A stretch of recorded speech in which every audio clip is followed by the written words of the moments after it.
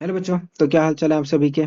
बढ़िया एकदम। तो ये मोशन इन वन डायमेंशन के डाउट का दूसरा वीडियो है, जहाँ पे हम लोग इस क्वेश्चन को डिस्कस करने वाले हैं जो मैंने आपको होमवर्क दिया हुआ था। तो भैया ये क्वेश्चन एक बढ़िया क्वेश्चन है, तो आप इसको स्टार मार्क करके रखिएगा। ठीक है। अब देखो, मैं इसको सॉल्व जिससे बेसिस पे करने वाला, तो वो एक अपना ऑब्जेक्टिव अप्रोच रहेगा, मतलब हम पूरा सोल्यूशन पे नहीं जाएंगे। ठीक है। तो देख लो भैया, two cars P and Q are moving on a road in the same direction, acceleration of car P increases linearly. ध्यान से देखो, अपने पास दो बॉडीज है, तो एक्सेलरेशन जो पी का है वो लीनियरली इंक्रीज कर रहा है, तो आप उसको केटी मान सकते हो। And where as car Q moves with a constant acceleration, यानी जो क्यू है उसका एक्सेलरेशन कांस्टेंट है, यानी आप उसके एक्सेलरेशन को के मान सकते हो। ठीक है, मैंने बस एज्यूम किया हुआ है। अब ध्यान से सुनना।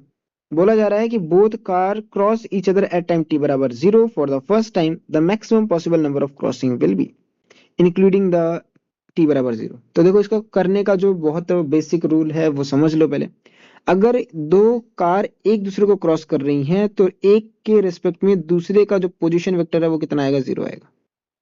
जो कॉन्सेप्ट आपको यूज करना है। क्लियर है बात। अब भाई मैथमेटिक्स लगा लो कि अगर P का जो पोजीशन वेक्टर है Q के रिस्पेक्ट में 0 है, तो कहीं ना कहीं मैं अगर X का फंक्शन निकाल लूं एज अ टाइम, तो मेरा तो काम हो जाएगा। मैं निकाल लूं X as a function of time.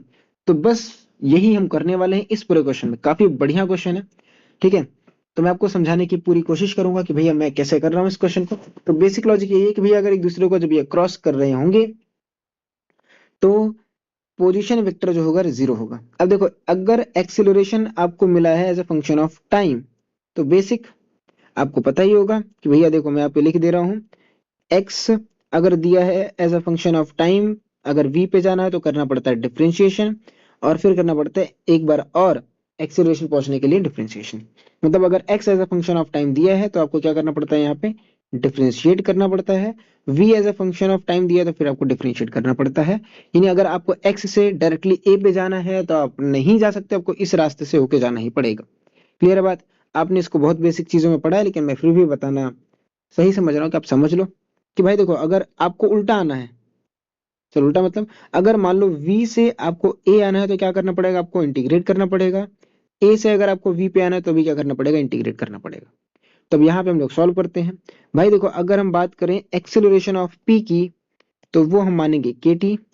तो वेलोसिटी ऑफ p कितना आएगा, kt स्क्वायर बाई 2 मैंने हटा दिया है। और अगर मैं बात करूं पोजीशन ऑफ p कितना आएगा, तो वो आएगा kt क्यूब। क्लियर है बात। बढ़िया, ठीक है। और यहीं पे अगर बात करें एक्सीलरेशन ऑफ q, वो है constant k। Velocity of q कितना आएगा, kt।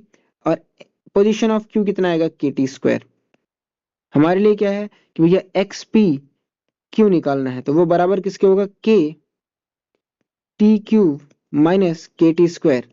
समझा, सर नहीं समझा तो भाई देख लो। अगर मैं एक्स पी क्यू की बात करूं तो आपको लिखना पड़ेगा x P minus x Q, और यहां से आपको मिलेगा के टी क्यूब माइनस के टी स्क्वायर। बस खत्म भाई, हमको कुछ नहीं करना है। ये एक आपको फंक्शन मिला है जहां पे आपको मिल रहा है के टी क्यूब माइनस के टी स्क्वायर। आप बताओ, टी की कौन कौन सी वैल्यू के लिए, टी की कौन कौन सी वैल्यू के लिए एक्स 0 का मतलब कितनी वैल्यूज के लिए, कौन कौन सी नहीं, कितनी वैल्यूज के लिए। आई एम इंप्रूविंग नहीं, मैं अपने आप को सही कर रहा हूँ, करेक्टिंग माई सेल्फ। ये कितनी वैल्यूज के लिए, तो भाई यहाँ पे देखो क्वाड्रेटिक नहीं है ये, क्या है ये अपने पास, इसका नाम क्या होता है, क्यूबिक पॉलिनोमियल है। तो ये क्यूबिक इक्वेशन बनेगा, तो अपने पास कितने वैल्यूज आएंगे, 3 आएंगे। क्लियर है बात।